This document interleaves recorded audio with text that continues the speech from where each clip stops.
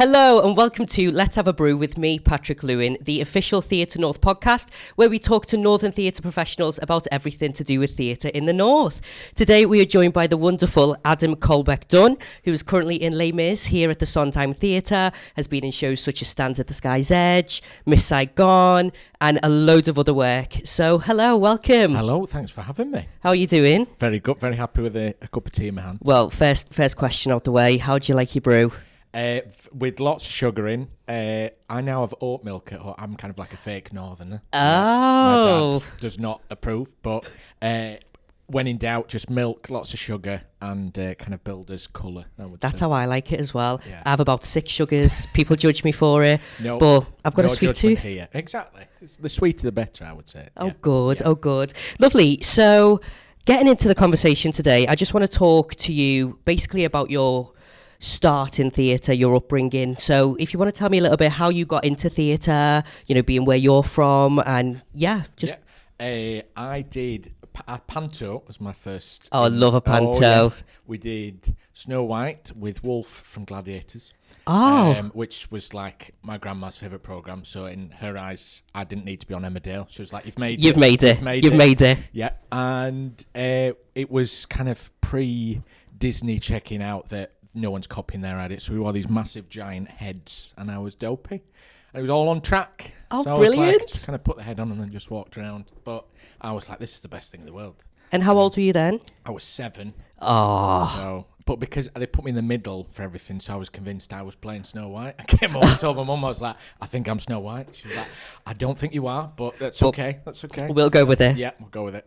And then did stage school, did Amdram at Halifax Light Opera Society, big shout out, and like Whiteley's Academy. I did Stewart's. I basically went round and was like, please somebody take me. I like performing, and just was like, I think this is for me. I don't want a proper job. Yeah, I want to kind of I love that. I think Panto is such a great way for like young people to be inspired, and it's sort of like their first look at the industry. I know it was for me as well, seeing Panto as a kid. I think it's because it gives kids the chance to it's a safe space. They can shout at if they want. It's all their favourite characters. I always play, I love doing Panto now. I'm always the best mate, you know, bridesmaid of the bride kind of thing. And are your kids, that kind of stuff. So it's honestly, when it's done right, I think it's the best thing in the world. But I have done your community hall back in Bradshaw and Halifax, where my Auntie Glenda was kind of wrote it all, and you were like, oh God. Oh, you've really paid your dues in the theatre world. Done that bit. Cut your teeth in the village hall. Oh, yes. Oh, I love that. So how did you find sort of access to theatre in the North? Even talk about growing up, now, how do you feel access is? I think the idea of theatre is you have to go to London. You know, even as a kid, we'd be like, oh, let's book a ticket and go see, I came to see Les Mis when I was 14. Yeah. And it's that's where you need to go see shows. Growing up, I don't think I ever went to Leeds Playhouse, you know, Royal Exchange Match, any of those, because it was you know, maybe they'll do something, but we need to go to London. Yeah. Whereas I think there should be that buzz of stuff back up north and be let's just pop to Sheffield and see something on. And I think maybe with social media that's more of a thing now, but because I was born in the 1900s. Stop it. No, only just. But I think there wasn't that push for staying local for stuff. It'd be oh, this is on tour, but let's go a bit further afield. Yeah. So I think, that's what, maybe not as much now, but I missed that growing up, kind of thinking, let's just stay up north and go see some. And also I know for me growing up, there was always this sort of thing, London's where the best shows were. Yeah. You know, if it was in London, it was such a big deal. Yeah. But whereas if it was at your local producing theatre, it sort of wasn't as high calibre. Definitely. Which is such a misconception. Oh, it's mad because you think so many shows have tryouts in Manchester. Yeah. Or you know, you've got Sheffield Crucible where there's new work created. Yeah. And as good, if not better, sometimes than, you know, stuff that you would see down here. Yeah. So, fab. And I just love like Sheffield Crucible. A lot of the stuff that comes to London is from Sheffield Crucible. Yeah, it's kind of, let's start it up north and then bring it to, yeah. Oh, wonderful, lovely. Wonderful. And who are sort of your Northern theatre icons? Is there anyone you look up to, a famous Northerner? You've got your Patrick Stewart's, Yeah. Sean Bean in anything, Yeah. and like Game of Thrones. I know it's not theatre, but like seeing him in that, I was like, people like me can be on like telly and not just be like, "Hey, buy gum, let's go to the shop," kind of. Yeah. And then like your Victoria Wood, anything she wrote, I think was because I love comedy. I love Victoria Wood. I'm so glad you said that. Yeah, Acorn Antiques musical, I think, is one of the best shows ever written. Like, it's just, she just knows how to write for Northerners. Yes. And I think that, you know, it's as lovely as it is doing Northern stuff, when you get, you know, your Victoria Wood, your Alan Bennett, like Chris Bush, who did Sky's Edge, like, they know how to write so that it doesn't just seem like you're a caricature. Like, it's authentic. Yeah. And there's something really special about that. And I just think they're very amazing people. Yeah, so. Victoria Wood is such a Northern icon. Oh, God. Like, she came, I did a show years ago at the Union, and she came and was in the bar. Yeah. And I was like, oh, gosh. And a mate knew her. Yeah. And I literally just didn't know what to say. I was Starstruck. like, you're like Northern royalty, but hello. A legend. Yeah, she was amazing. And I just want to talk to you a bit about your time at the Sheffield Crucible. So I know you did Miss Saigon there. Sheffield Crucible is one of my favourite Northern venues. It's a dream venue for me to perform at, so I can't imagine, you know, what it was like for you. It was, they treat you like a family, as corny as it sounds. Yeah. Like from day one, it honestly feels like you've been there for like 10 years. Yeah. And from staying there, like the pub across the road, everyone kind of goes there. Like it just has such like a homely feel about it. Yeah. And then with that, I think that's one of my favourite productions I've ever done, because everyone got so close and you just felt really safe. And yeah, it was just a really, really special. And it was my first audition from graduate in drama school was for My Fair Lady there years ago. Didn't get past the tap round. I was like, oh, God. Bless you. But then when this came round, I was like, I'm never going to be in Miss Saigon. I'm not built like a... I nearly said something else. That built very like stocky, so I thought, I can't be in that.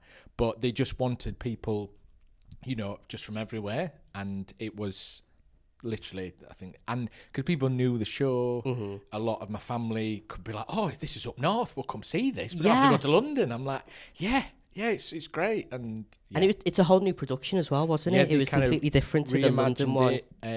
Met Claude Michel. I was like, did you? Like I should bow. He came up and worked a lot with Chris Poon, our MD, and the whole directing team, but was like, not gave free rein, but wanted them to kind of push the boundaries, rewrite bits, and it was just really special. That's really, incredible. really special. Yeah. So you said you had your family come to see you and things. Yeah, my dad came, like, you know, my stage school teachers, people I'd done Amjam, people I'd not seen for like decades. Yeah. Were like, oh yeah, well, cause it's just around the corner. Yeah. I've done, you know, I've dressed as a giant monster in a show, in a kids show. They didn't want to see that, but now, I've done Miss Saigon. We'll come see that now. Yeah, but. And how did you find the process? Like the rehearsals? It felt like a new show. It almost like we were workshopping it. Again, nothing was like. There was a lot of time spent discussing the piece, because it's a very difficult piece, I think, in all honesty. There's the themes, and it was trying to like rewrite the story, not from the perspective of, you know, the American savior coming over. It was like, let's talk about these people's lives. You know, it came down to costume.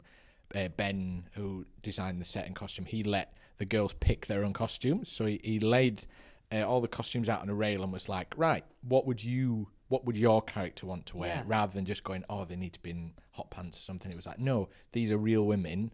This is kind of their job, and they would be in, you know, they showed us photos from that time period of what the women dressed like. Like, the set was all concrete, because at that time, you know, the architecture there was like, it was just really, really interesting to have that complete flip on it and see it, you know, it was very real. It felt so. Yeah, and very respectful as well. Yeah, and just like Joanne Poole was the first female engineer. Yeah, and she was insane. Yeah, like tattoo sleeves, just like. I wish I saw it. You know, it was.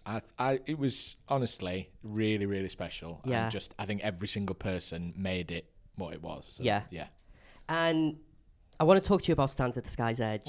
I feel like we can't do this podcast without... I will talk about that all day long. Without talking about Stands at the Sky's Edge. So you came into the show when it moved to London, is that right? That's right, yeah. Yeah, and you'd seen the show before? I saw it when it went to the National. So I missed it at the Crucible, but saw it, and it's a national transfer. And what did you think? What were your thoughts? I cried a lot, ugly crying when like it goes really quiet and you're like, please don't make a sound. But again, it was like seeing...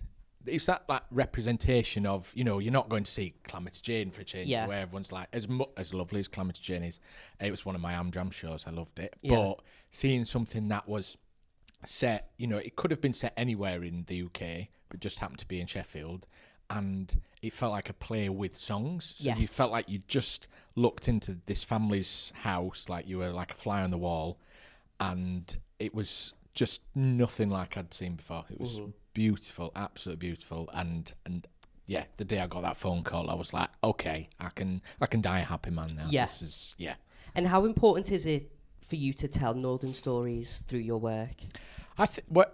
Because like I can't get rid of my accent, it's very like it's there for life, I think. And growing up as a kid, if I'd have seen stuff like that, maybe not that, maybe that would have been a bit heavy. But just seeing that it's okay to talk like me. It's okay to grow up, like mum and dad grew up on a council estate in Halifax in the house behind each other. Yeah. Never would you think a story like that would necessarily be told on stage because, you're underprivileged or anything like that. It's like, no matter where you come from, that story can be told or you can make it if there is such a phrase. But I think it's so important to have things that people can relate to, be it, how someone looks or how someone sounds or the area that they're set in. I think, it's really important. Yeah, and I'm glad you've said that. I know for me, I did Blood Brothers in school. Obviously, it's set in Liverpool, written by Willie Russell. And I remember reading that, and I'd just sort of like, I've been into theatre my whole life, but I'd never come across Blood Brothers. And I read that, and I was like, I feel so seen. Like, I feel like this is a story... about my people. Exactly. And that sort of representation was so important. And then when my teacher was like, it's been on the West End. And I was like, stop it.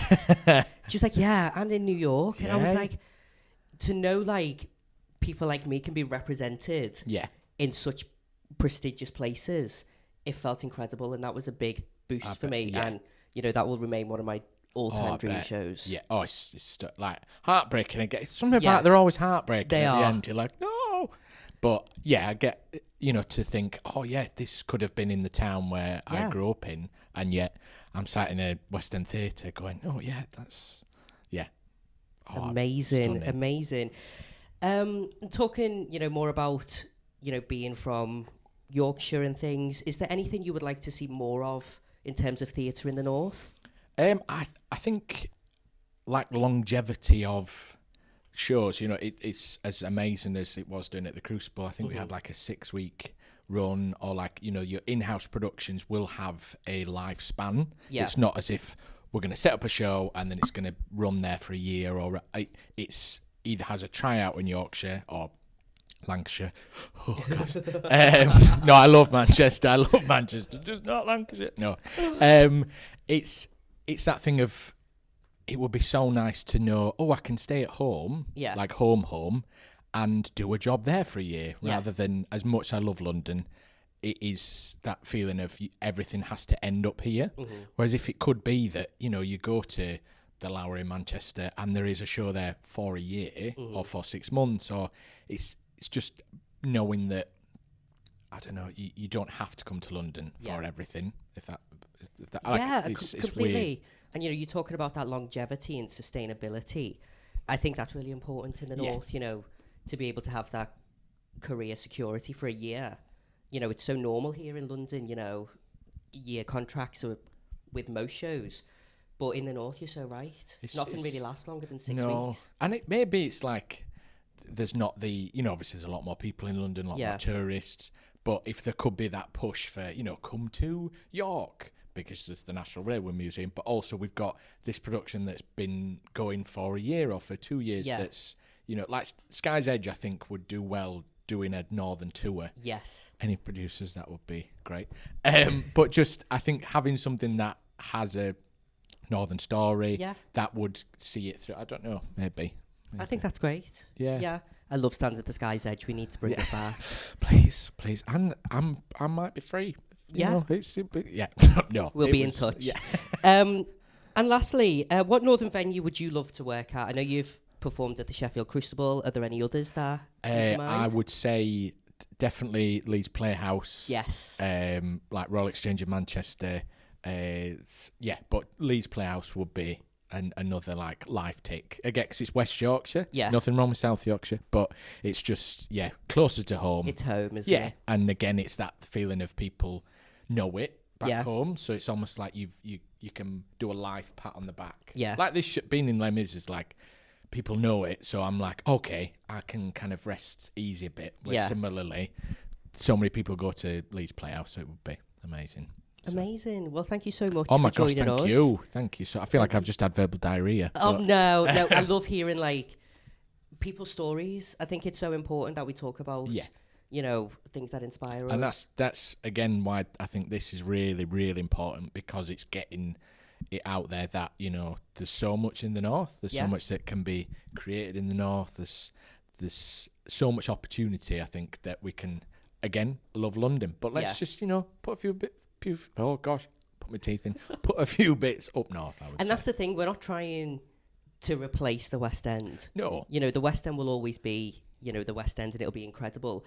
We just want to create more opportunities in the north so that people do have the option, to sort of, if they want to be a performer, stay up in the north. Exactly. Because there's so many, you've got Lipper, you've got the Arden in Manchester, there's so many schools as well up there that it's like, oh yeah, I can train here and then I can do a job here. It's like either come to London and then go, oh gosh, what am I going to do now? But I could say it all day. I just love the north. I need it tattooed, like, I think on my arm, on my forehead anyway. Proud to be northern.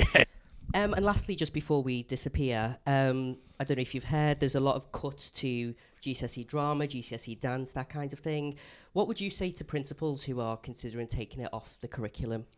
I would say it's probably the worst decision, because I think it even if someone doesn't want to go into theatre, those classes, those subjects, I think give people life skills. Yeah. It's that thing of going, drama may help public speaking. So you might go into then being a barrister or something, because you've had that experience of going, oh, I know how to hold myself or create a character, because I'm sure most barristers aren't like that at home. Maybe, I don't know. Maybe. Or like same with dance, every skill, music, dance, it just has, I think, a life after what it actually is in school. So as great as it is having maths, science, there's, I think, can only get you so far. A lot of colleges now look at what, Oxford, Cambridge, they might think, oh, you've got great marks, but how are you as a person? Can you hold a conversation? Can you join our clubs? I just think it sets people up so well that, it's not just, oh, let's do stand in a kick line. It's not that. It's teaching people, I don't know, to be nice humans, I would say. So. And I agree so much, and I'm so glad you said that. It teaches you interpersonal skills, confidence, and you can take those to any industry. And I just think it's so important. Definitely. And also, if they do want to go into theatre, it's such a sustainable career, which people don't realise. Like, it's a multi-billion-pound industry in the UK. Yeah. And it's not treated as such, which is so frustrating. It's like, go get a proper job. I'm like, sometimes it might not be the best paid, but what do people want to do? People want to be entertained. Yes. And if you don't, share that with kids at an early age, how entertainment... AI, I don't think, will take over Les Mis. I don't think it'll be the same. It'll just be like ABBA Voyage everywhere. Just the holograms. Lots of people like, oh, God. Eponine singing from a screen. Imagine. It just would, in my eyes, would be the worst thing in the world. So I think so many people would agree, if it disappeared. It'd be a very boring existence. It'd be rubbish. Awful. Come on. I just think that is one massive thing that really needs to change. Yeah. And it needs championing. People need to be told that it's the wrong decision. Brilliant. So, Lovely. Well, thank you for joining us. Thank you. And I hope you enjoy the rest of your day. Thank you very much, you too. And thank you everyone for watching, or if you're listening, make sure you subscribe to our YouTube channel, make sure you follow us on all our social media, and reach out if you feel like you can engage with us in any way.